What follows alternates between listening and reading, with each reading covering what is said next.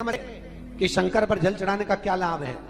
शिव महापुराण कहती है, अगर एक दिन शिव महापुराण की कथा कहती है, मंगलवार को अगर शिव जी के मंदिर में, शंकर के मंदिर में जाकर एक लोटा पानी चढ़ाया जाता है तो हमारे कार्य में उन्नति होती है। कोई व्यापार नहीं चलता हो, दिक्कत आ रही हो तो हनुमान जी के दूसरे नंबर का भाई गतिमान का स्मरण करो। हनुमान जी के उल्टे पांव का सिंदूर लाकर गतिमान का नाम लेकर स्वस्तिक बना दिया जाए व्यापार वाली जगह पर, तो व्यापार अच्छा चलने लगता है महाराज। कोई व्यक्ति पैसा खा गया, नहीं दे रहा, बहुत परेशान हो गए, मांग मांग कर दे गए, नहीं दे रहा, हाथ जोड़ लिए, पांव जोड़ लिए, सब कुछ कर लिया, नहीं दे रहा, तो हनुमान जी के तीसरे नंबर का भाई रतिमान, रतिमान, गतिमान रतिमान, रतिमान का नाम लीजिए। पीपल के पत्ते पर लाल सिंदूर से जो व्यक्ति पैसा लेकर गया उसका नाम लेकर बहते हुए पानी में अपनी कामना कर रतिमान का नाम लेकर छोड़ दीजिए। 15 दिन में रतिमान ऐसी उतावली मचाता है कि उसको हाथ जोड़कर वो खुद फोन लगाकर बोलता है, भैया तेरा मैं पैसा लौटा दूंगा। रतिमान का स्मरण किया जाता है। रतिमान, ध्यान दीजिएगा, हनुमान का एक स्मरण, पंचमुखी हनुमान का एक भाव। महाराज, जैसे बहुत ज्यादा तकलीफ अगर व्यक्ति को हो गई है, बहुत कष्टमय जीवन चल रहा है, हार गए हर जगह से और तकलीफमय जीवन चल रहा है, तो पंचमुखी हनुमान का एक शिव महापुराण का और स्कंद पुराण का एक बड़ा सुंदर मंत्र है। उस मंत्र को आप सब एक बार हमारे साथ में बोलें। ओम नमो हनुमते रुद्र अवताराय सर्व शत्रु संहारणाय सर्व रोग हराय सर्व वशीकरणाय रामदूताय स्वाहा।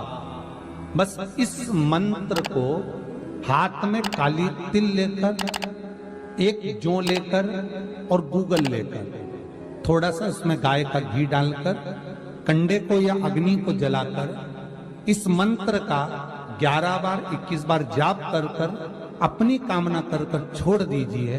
कैसा भी रोग हो, बीमारी हो, कष्ट हो, दुख हो, तकलीफ हो, 21 दिन के अंदर वो आनंद आना प्रारंभ कर देता है।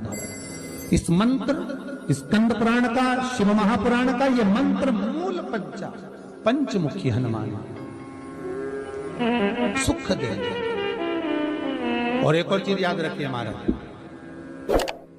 यदि कोई काम के लिए जा रहे हो, कोई व्यापार के लिए जा रहे हो या नौकरी करने के लिए जा रहे हो और लगी नहीं रही, बहुत तकलीफ पा रहे हो, सर्विस ही नहीं लग रही, बहुत कष्टमय हो गया, तो निवेदन करूंगा 5 पीपल के पत्ते पर बेसन के 5 लड्डू घर में बने हुए, गाय के घी के 5 लड्डू रख लो।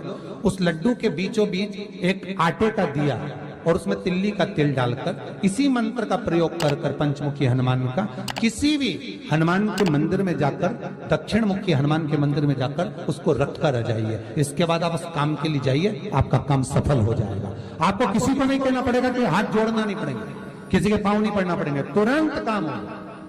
बस इस मंत्र का स्मरण कर कर पंचमुखी हनुमान का भूतेश्वर जो मंत्र है वो सुख देने वाला। पूरे घर में वास्तु के हिसाब से केवल एक दीवार ऐसी होती है जहां पर हनुमान जी का चित्र लगाया जाए।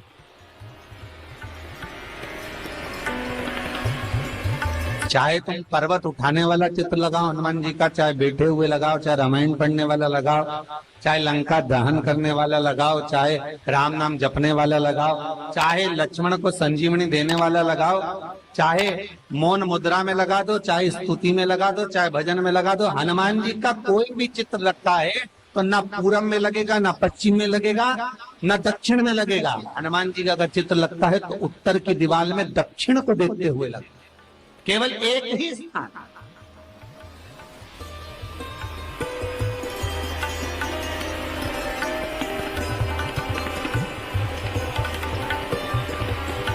जैसे पूर्वजों के चित्र को, पितरों के चित्र को, गए हुए हमारे जीवों के चित्र को दक्षिण में विराजमान किया जाता है, उसी तरह हनुमान को उत्तर में विराजमान कर कर दृष्टि दक्षिण में कर दी।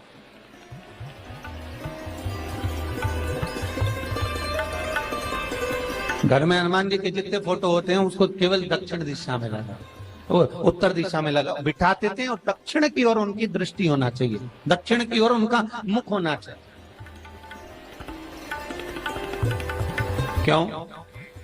महाराज, अगर व्यक्ति के जीवन में कोई बीमारी आने वाली है, व्यक्ति के जीवन में कोई रोग आने वाला है, व्यक्ति के जीवन में अगर कोई कष्ट आने वाला है, व्यक्ति के जीवन में अगर कोई परेशानी आने वाली है, व्यक्ति के जीवन में कोई एक्सीडेंट का योग भी बनने वाला है, तो शास्त्र कहता है वो दिशा दक्षिण से ही बनता है। दिशा है ये यम की दिशा। यहाँ संपूर्ण परिवार के साथ यमराज अपने आनंद में निवास करते।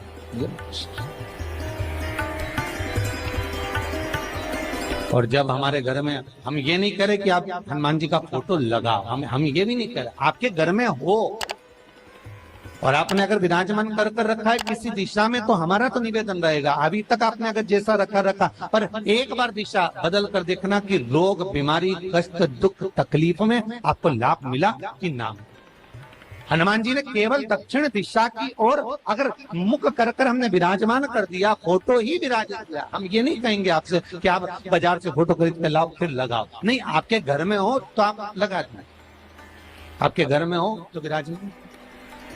वो भी आप जरा जानिएगा महाराज कि शंकर भगवान के ऊपर जो जल चढ़ाया जाता है उसकी जलाधारी उत्तर में जाती है महाराज।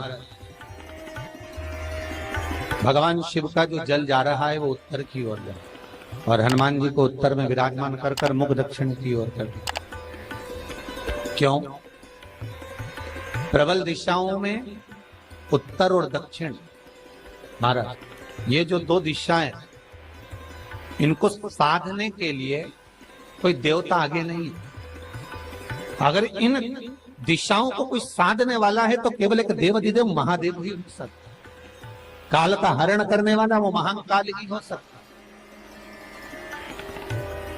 शंकर का ही एक अवतार है हनुमान जी महाराज, रुद्र अवतार महाराज। हनुमान जी से कहा तुम दक्षिण की ओर दिशा पर संभालिए, शिव जी कहते हैं मेरा जल जब उत्तर की ओर जाएगा तो इस दिशा को मैं संभाल, चिंता ना करिए। जो स्मरण करने वाला होता है, भजन करने वाला होता है, कीर्तन करने वाला होता है, नाम जाप करने वाला होता है, उसका भी शास्त्र विधान कहता है, उसका भी व्याख्यान वर्णन करता है कि जैसे एक दिशा के रूप में हनुमान जी महाराज को विराजमान कर दक्षिण की दिशा पर हम विजय, अर्थात रोग पर, बीमारी पर, कष्ट पर, तकलीफ पर हम विजय प्राप्त कर सकते। ऐसा नहीं कि ऐसा कोई रोग नहीं जिसकी दवा नहीं है, पर जब तक भगवान की कृपा नहीं होगी तब तक कोई औषधि मिल सकती नहीं, कुछ प्राप्त नहीं हो सकता। जब भगवान करुणा करते हैं तो आप रूप कुछ ना कुछ सुख की अनुभूति हो जाती है, अपने आप सुख का भान हो जाता है। तो जैसे दक्षिण का जो स्वामी तत्व है, दक्षिण पर जो दृष्टि देने वाला श्री हनुमान जी महाराज है, इसलिए हनुमान जी को उत्तर की दीवार पर विराजमान कर उनका मुख दक्षिण की ओर रखा जाता है। वास्तु शास्त्र के हिसाब से, वास्तु नियमों के हिसाब से सारे फोटो कहीं पर भी लगा सकते हो, पर हनुमान जी का अगर फोटो तुम्हारे घर में है, हनुमान जी अगर तुम्हारे घर में विराजमान है, हनुमान जी का चित्र तुम्हारे घर में विराजमान है, तो उसका मुख दक्षिण का होगा, तो रोग, बीमारी, तकलीफ, कष्ट ये सब दूर हटते। कई लोग प्रश्न करते हैं, गुरुजी आप कहते हो कि हनुमान जी महाराज शंकर भगवान का एक अंश स्वरूप है, एक अंश। पूरी शिव महापुराण की कथा को उठाकर देखिए, स्कंद पुराण को, मत्स्य पुराण को, कूर्म पुराण को उठाकर देखिए। एक बाणासुर का चरित्र और एक श्री हनुमान जी महाराज का चरित्र बहुत सुंदर। शिव का एक अंश माता अंजना के तप साधना से शिव की प्रागट्यता और शंकर भगवान की प्रागट्यता से शंकर का स्वरूप प्रकट हो। इसीलिए तो कहते हैं शंकर सुमन केसरी स्वरूप है हनुमान जी। हम तो हमेशा कहते हैं अगर आप हनुमान जी का भी दर्शन कर रहे हैं तो ये अंदाजा लगा कर रखें कि आप शंकर का दर्शन कर रहे हैं। आप शंकर का दर्शन कर रहे हैं तो ये अंदाजा लगा कर रखें कि आप हनुमान जी का दर्शन कर रहे हैं। सब एक, कोई भेद नहीं, सब एक, कोई भेद नहीं। देवताओं, आप एक बेलपत्र,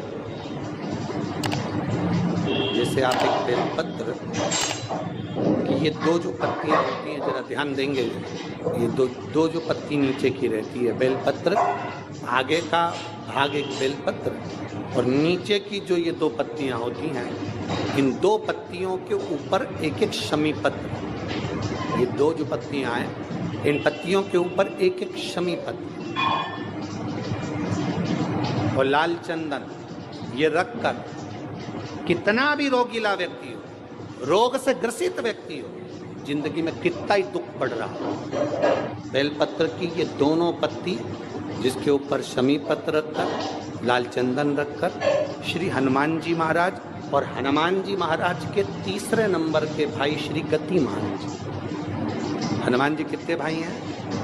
6। उसमें हनुमान, रतिमान, प्रतिमान, मतिमान, गतिमान, तो जो नीचे के क्रम में आते हैं श्री गतिमान जी, उन गतिमान जी और हनुमान जी का नाम लेकर जो शिवलिंग के ऊपर समर्पित कर देता है, रोग का निवारण होता ही है, रोग मुक्ति होती है। मंगल का प्रदोष निकाल कर रख लो कि मंगल का प्रदोष इस दिन पड़ रहा है, मंगल की त्रयोदशी तिथि पड़ रही है, प्रदोष व्रत मंगलवार का पड़ रहा है।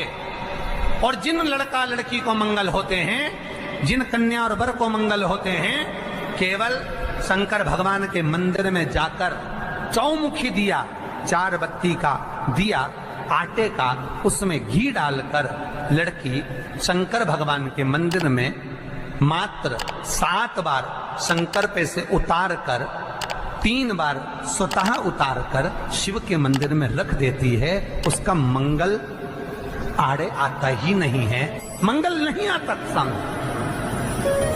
मंगल प्रदोष व्रत का इतना महत्व है महाराज। जब जिस महीने में जो प्रदोष पड़ा करे, जब प्रदोष पड़े, बन सके 1 बेलपत्र, बन सके 5 बेलपत्र, शमी पत्र, हरे मूंग,